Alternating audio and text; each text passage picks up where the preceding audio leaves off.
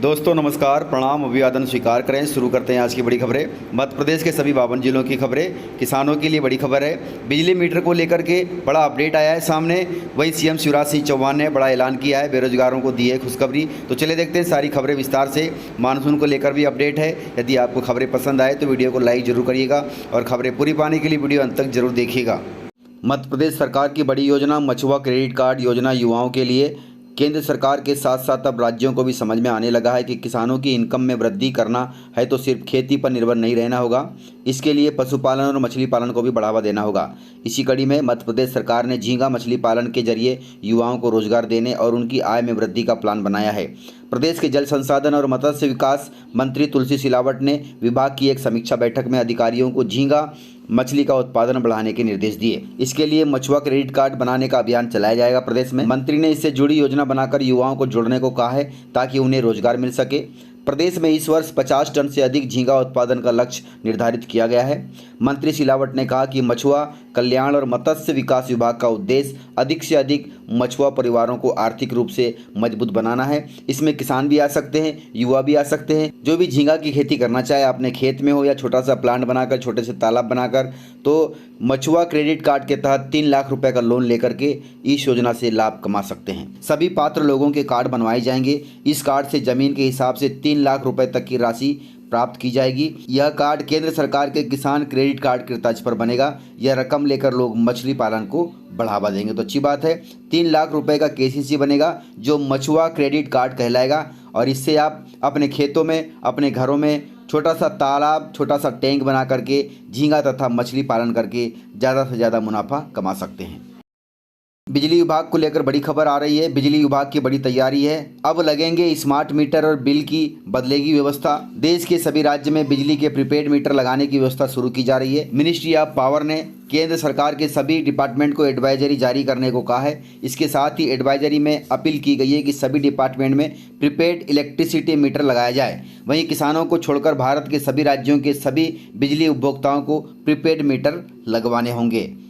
बिजली मंत्रालय ने सभी केंद्रीय मंत्रालयों और विभागों को प्रीपेड मीटर लगवाने की सलाह दी है। इसी प्रक्रिया के तहत मंत्रालयों को भी इस संबंध में सभी सक्षम आदेश जारी करने को कहा गया है। बता दें कि सबसे पहले केंद्र सरकार के सभी विभागों में बिजली के प्रीपेड मीटर लगाए जाएंगे। उसके बाद राज्य सरकार के सरकारी विभागों में प्रीपेड मीटर लगाए जाएंगे और साथ ही सभी सामान्य उपभोक्ताओं को भी इसी श्रेणी में जोड़ा जाएगा। अर्थात देश के सभी राज्यों में सभी उपभोक्ताओं के यहाँ पर प्रीपेड मीटर लगाए जाएंगे। किसानों को फिलहाल प्रीपेड बिजली मीटर से राहत दी गई है, अर्थात किसानों के यहाँ पर प्रीपेड बिजली मीटर नहीं लगाए जाएंगे। माना जा रहा है कि कई हजार करोड़ों के बिजली बिल बकाया होने के बाद ऊर्जा विभाग ने यह फैसला लिया है। इसके एक तरफ जहां सरकार को बकाया बिजली बिल से राहत मिलेगी, वहीं दूसरी तरफ किसी भी समस्या का निराकरण बिजली विभाग में तत्काल बड़े पैमाने पर किया जा सकेगा।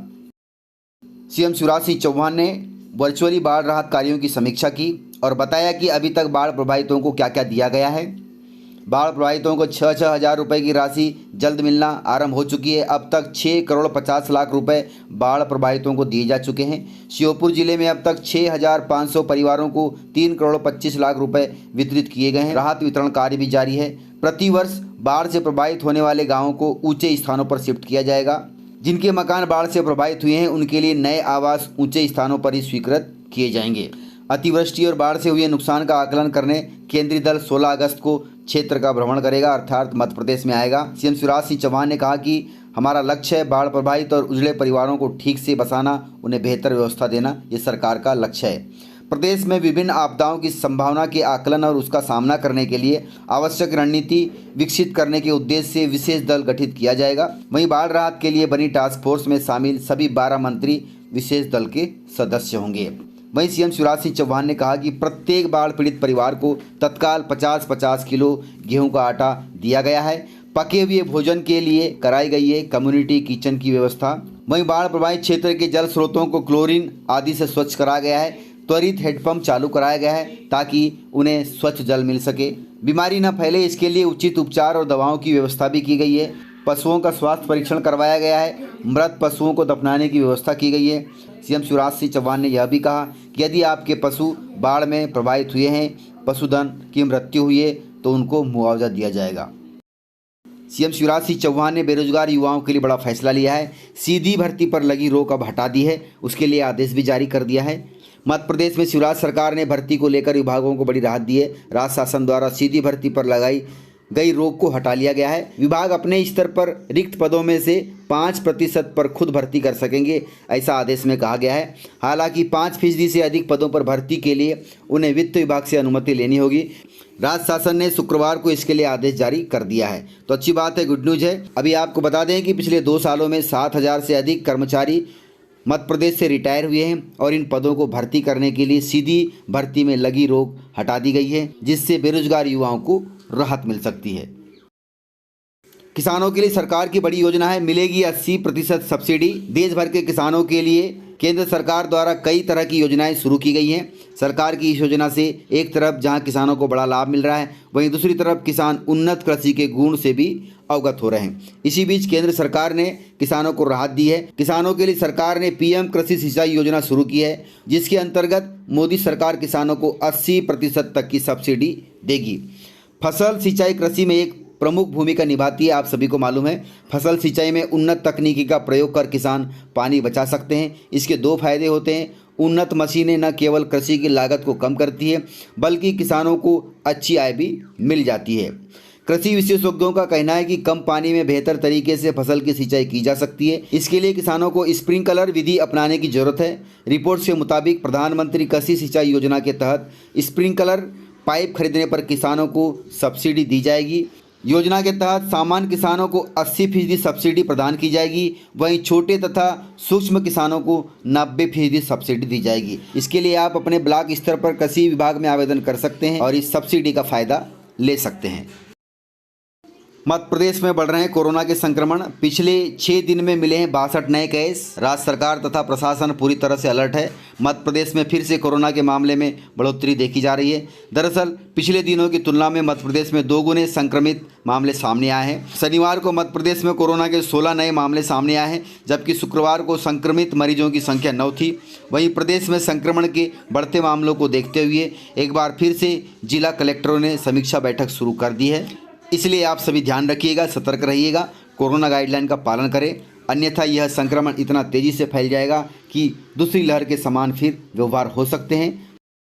मानसून को लेकर बड़ी खबर सामने आ रही है। 19 अगस्त के बाद फिर मध्य प्रदेश में झमाझम के आसार होंगे। इन जिलों में बौछार भी पड़ सकती है। आज 4 दिन बाद अर्थात 18-19 अगस्त को नया सिस्टम एक्टिव होने जा रहा है, जिसके चलते एक बार फिर मध्य प्रदेश में झमाझम बारिश का दौर शुरू होने के आसार हैं। हालांकि वातावरण में नमी के चलते बौछारों का सिलसिला जारी रहने का अनुमान है। मौसम विभाग के अनुसार सभी संभागों के जिलों में कहीं कहीं बौछारें पड़ने की संभावना जताई है। वहीं अरब सागर से आ रही नमी के कारण प्रदेश के इंदौर संभाग में कहीं कहीं हल्की बौछारें पड़ सकती है। लेकिन आप सभी को बता दूं कि 18-19 से मौसम फिर एक्टिव होगा और प्रदेश में झमाझम बारिश शुरू होगी। वहीं किसानों के लिए राहत भरी खबर है। अन्नपूर्णा योजना अनुदान फिर से शुरू हो रही है। इस योजना के तहत किसानों को बीज खरीदी पर 75% अनुदान दिया जाएगा। केंद्र सरकार और राज्य सरकार की ओर से किसानों के लिए कई लाभकारी योजनाएं संचालित की जा रही है, जिनका लाभ किसानों को मिल रहा है। इसी कड़ी में मध्य प्रदेश सरकार की ओर से राज्य के किसानों के लिए अन्नपूर्णा योजना शुरू की गई है। यह योजना विशेषकर गरीब किसानों को ध्यान में रखकर तैयार की गई है। इस योजना के तहत किसानों को 75% अनुदान पर फसलों के बीज उपलब्ध कराए जाते हैं। अर्थात यदि 1 किलो बीज 100 रुपये का होता है तो आपको केवल 25 रुपये देने होंगे, 75 रुपये आपको माफ़ होंगे। इस योजना का लाभ राज्य के अनुसूचित जाति, अनुसूचित जनजाति एवं लघु तथा सीमांत किसानों को दिया जाता है। वहीं मध्य प्रदेश की राजनीति में बड़ा हलचल मचा हुआ है। भाजपा को रोकने के लिए विपक्षी गठबंधन को मजबूत करेंगे अब कमलनाथ। केंद्र की भाजपा सरकार के विजय रथ को रोकने के लिए विपक्षी गठबंधन के ताने बाने में कसावट जल्द ही दिख सकती है। 2024 के लोकसभा चुनाव में महागठबंधन को लेकर कांग्रेस दिलचस्पी दिखाते हुए मध्य प्रदेश कांग्रेस अध्यक्ष कमलनाथ को हिंदी भाषी राज्यों में साथी दलों के साथ समन्वय का जिम्मा सौंप सकती है। सूत्रों के मुताबिक उन्हें पार्टी में राष्ट्रीय उपाध्यक्ष का पद दिए जाने की पेशकश भी की गई है। इससे पहले मध्य प्रदेश के पूर्व मुख्यमंत्री स्वर्गीय अर्जुन सिंह भी इस पार्टी के तहत यह काम कर चुके हैं। बंगाल में टीएमसी की सत्ता बचाने में कामयाब मुख्यमंत्री ममता बनर्जी भाजपा के खिलाफ महागठबंधन की संभावनाओं को बल दे रही है और इस बल को पूरा करने के लिए मध्य प्रदेश के पूर्व मुख्यमंत्री कमलनाथ भी शामिल हो सकते हैं। इसके बाद देश में फिर महागठबंधन बनेगा। आप सभी जानते हैं कि महागठबंधन कितना देश को आगे ले जाएगा, उस हिसाब से आप 2024 में मतदान करिएगा।